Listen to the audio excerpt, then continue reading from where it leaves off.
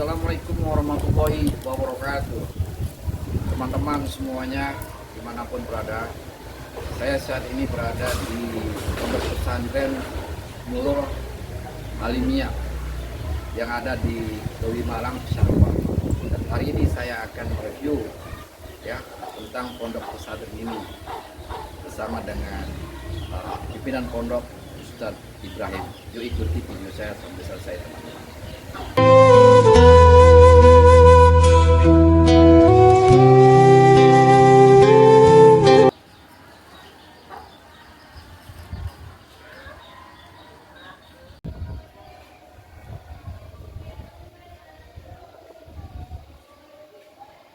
Baiklah, saya akan interview satu persatu ini untuk bagaimana mereka bisa sampai di sini ya, buat motivasi bagi teman-teman lainnya yang berada dimanapun ya, dimanapun berada seluruh Indonesia yang sempat menonton video ini sebagai motivasi kalian jika ingin memperbaiki kehidupan diri sendiri.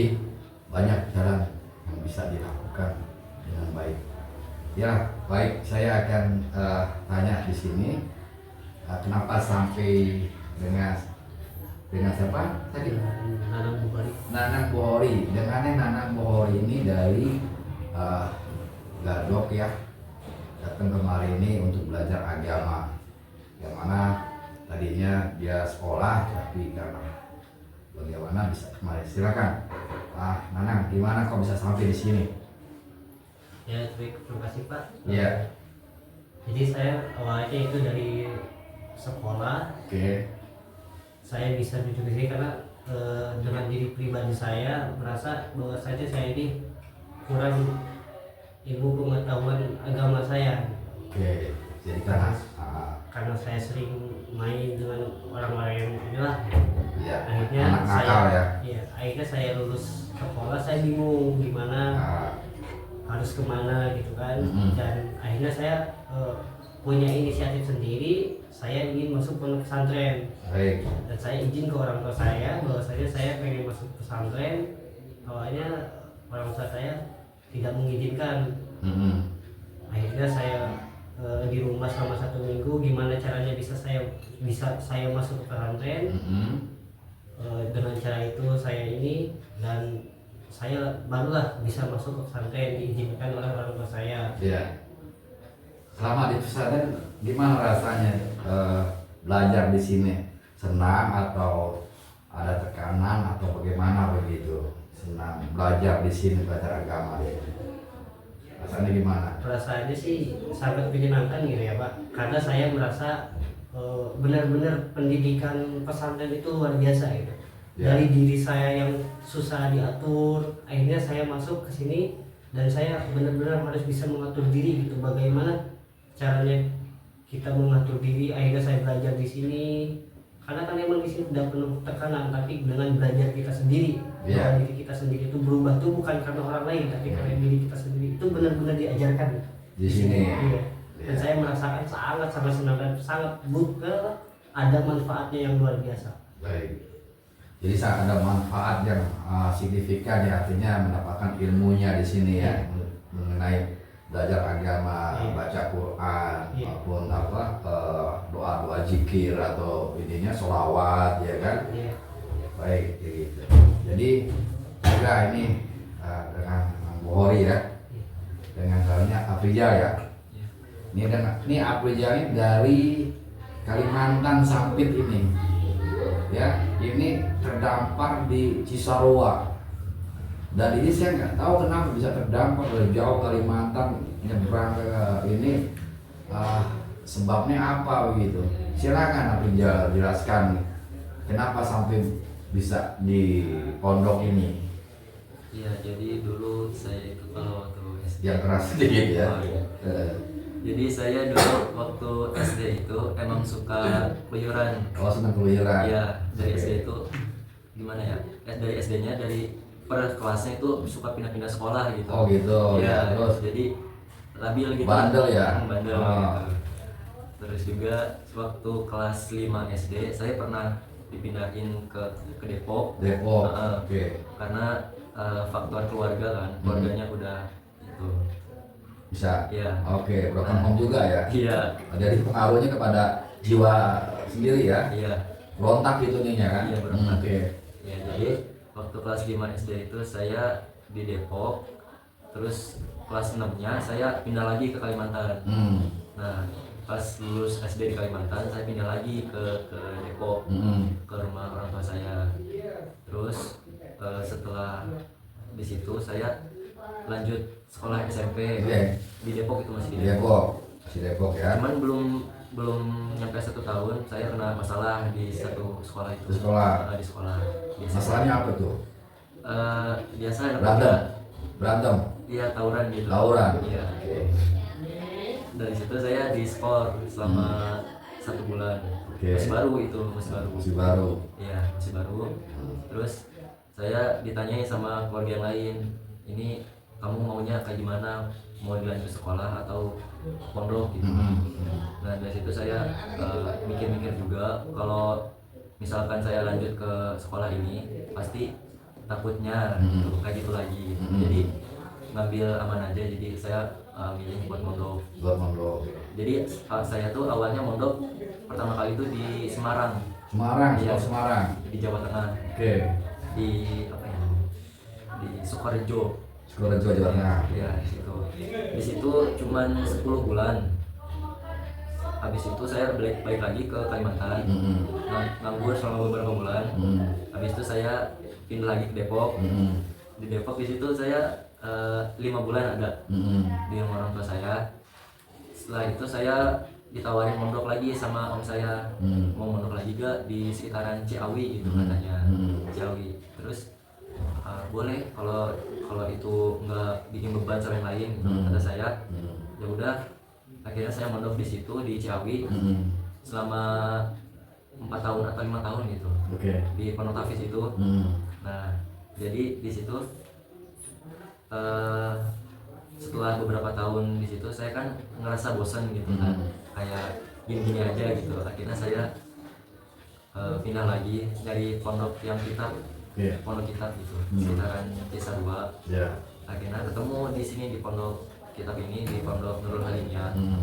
Jadi itu kan dari semenjak tahun 2023 saya pindah dari Ciawi ke Cisarua. Nah, baru tahun kemarin sih saya pindahnya. Tahun kemarin. Ya. Jadi dari sini itu baru kena 10 bulan. Jadi di sini ini udah betah apa bagaimana? Mau pindah lagi pondok lain atau memang tetap di sini sampai benar-benar matang ilmunya, atau ingin berburu lagi ke pondok-pondok lain gitu? Kalau buat saya sendiri, saya kan udah banyak dapat pengalaman lumayan lah. Soalnya kan dari dulu suka labil gitu. Iya, karena pindah-pindah terus nih. Iya, jadi menurut saya sih capek gitu kan. Iya. Jadi udahlah di sini aja dulu gitu. Sampai dapat yang namanya yang membantu saya lah dari segi ekonomi gitu kan. Iya. Jadi selama ini sebelum pondok itu suka tawuran berantem. Iya. Pernah nggak dengan kaitan dengan narkoba atau mungkin dengan minuman keras sebelumnya kayak gitu? Kalau narkoba sih enggak, alhamdulillah enggak. Enggak ya. Paling cuman kayak ngumpul sama teman gitu. Terus ada minumnya ada. Iya. Pasti. Ya pasti ya. Itu memang anak-anak muda sekarang ini yang harus kita ingatkan adalah kegiatan-kegiatan yang seperti itu. Makanya itu ada mereka itu bisa setelah mungkin menonton, mereka bisa menonton, ada motivasi dari sini kan, mereka sadar ya. Karena zaman sekarang ini masalah narkoba sangat marak sekali gitu ya. Mudah-mudahan kita semua dijauhkan dari narkoba itu sendiri gitu ya. Baik, selanjutnya saya mau tanya nih sama siapa? Hilal. Lupa saya suka lupa banget. Hilal, datang kemari ini motivasinya itu seperti apa sih? Ya kalau dari pribadi saya sendiri sih ya kan, maksudnya saya kan udah banyak banget pengalaman buruknya gitu di masa lalu gitu. Nah, saya dari situ pengen niatnya ubah diri lah gitu. Iya. Kan soalnya kan tahulah gitu, orang tua kan harusnya kan kita tuh cerita tuh ke orang tua gitu kan. Kalau orang tua gak ada jadi kayak gimana gitu. Ya, jadi pengen berbagi gitu biar orang tua tuh bisa kita tuh bisa ngedoain orang tua. Iya. ya mudah-mudahan jadi anak soleh. Iya.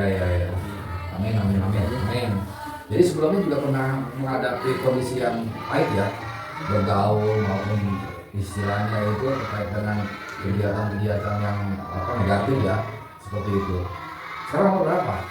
19 tahun. Orang tua masih ada? ibu ya. Ibu masih ada ya? Bapak masih ada ya? Jadi kemarin ini dengan niat yang kuat untuk kalau kita bilang biasa bertobat dengan cara seperti ini, mungkin Allah pastikan jalan yang seperti ini terdapat di Nurul Alimiyah untuk belajar agama, untuk dalam ilmu agama kan. Karena dengan seperti itu kita ada pikiran lagi hal-hal yang negatifnya kan. Nah itu memang satu jalan. Jadi kalau menurut saya memang kalau kita nggak punya pegangan dalam segi agama, kita akan terbawa arus. Kalau kemana aja kita bisa ikut ngapo tentang begini yang negatif kita ikut. Tapi dengan kita ada di pondok ini yang kita tahu agama dari fikih maupun Quran yang dikaji semua ini isinya makna-maknanya, tentu kita akan ada ilmu. Itu kan begitu nih. Jadi saya sangat apresiasi sekali kalian bertiga ini yang sudah mempunyai niat memperbaiki ya segala kekurangan di segi ibadah dan segi akhlak maupun moral kan begitu nih ya.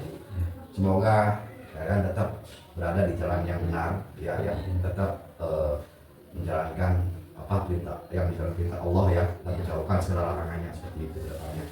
Mudah-mudahan kalian juga sukses ya. Artinya bukan karena di sekolah aja bisa sukses, tapi di pondok pun bisa sukses.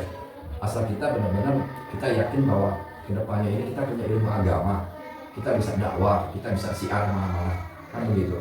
Sehingga disitulah jalan yang diberikan Allah pasti akan ada, yakin seperti itu. Jadi baiklah teman-teman, ini selanjutnya saya ingin tanya untuk apa? Satu motivasinya, tolong kasihkan motivasi apa untuk penonton, silakan. Motivasinya yaitu jangan pernah menyerah. Jangan dikit, agak sedikit. Motivasinya itu jangan pernah menyerah. Baik. Karena setiap sesuatu kehidupan itu akan selalu berputar. Kita akan merasakan di atas atau itu merasakan di bawah. Pada itu kita harus terus mencari apa yang kurang dari diri kita. Ya, terima kasih. Terang. Ais. Motivasi saya buat pribadi yaitu nurut sih sama guru, sama orang tua gitu. Asal jangan suka yang suka terpengaruh sama omongan orang lain. Iya. Baik. Jadi nurut sama orang tua dan guru, jangan pengaruh dengan omongan apa kata orang lain ya. Jadi itu memang harus dihindari. Jadi kita harus punya prinsip diri kita sendiri untuk menjaga hal itu gitu ya. Silakan. Kalau motivasi dari saya sih jangan lupa bersyukur. Ya, Ya karena yang semua kita lakukan kan pasti itu kan udah direncanakan oleh Allah. Jadi ya pokoknya kita tuh alhamdulillah bersyukur. Syukur ya. Jadi semuanya itu udah diatur ya, dan sekali kalau kita bersyukur itu pasti Allah akan berikan menambah rasa syukur kita dengan kebaikan yang lainnya kan begitu nih ya. Iya. Jadi kita bisa dapat rezeki 50 kita bersyukur pasti akan ditambah oleh Allah Subhanahu wa taala.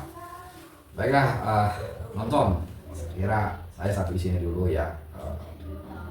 Mau interview di podcast saya ini untuk mereka yang mana terdampar di pondok Nurul Alimiyah untuk memperbaiki ibadahnya dan akhlaknya maupun moralnya ya, agar mereka juga bisa lebih berkembang menjalankan pendidikan di sini sebagai santri pondok ini. Mudah-mudahan ilmunya bisa bermanfaat ke depannya untuk dirinya sendiri maupun kedua orang tuanya dan juga kepada lingkungannya ya. Baiklah, saya ucapkan terima kasih ya. Oke teman-teman, bagi penonton yang sudah mengikuti podcast saya ini, saya ucapkan terima kasih banyak. Semoga kalian semua diberikan kesehatan oleh Allah Subhanahu wa taala serta dilapangkan rezeki kalian semua ya. Terima kasih. Wassalamualaikum warahmatullahi wabarakatuh.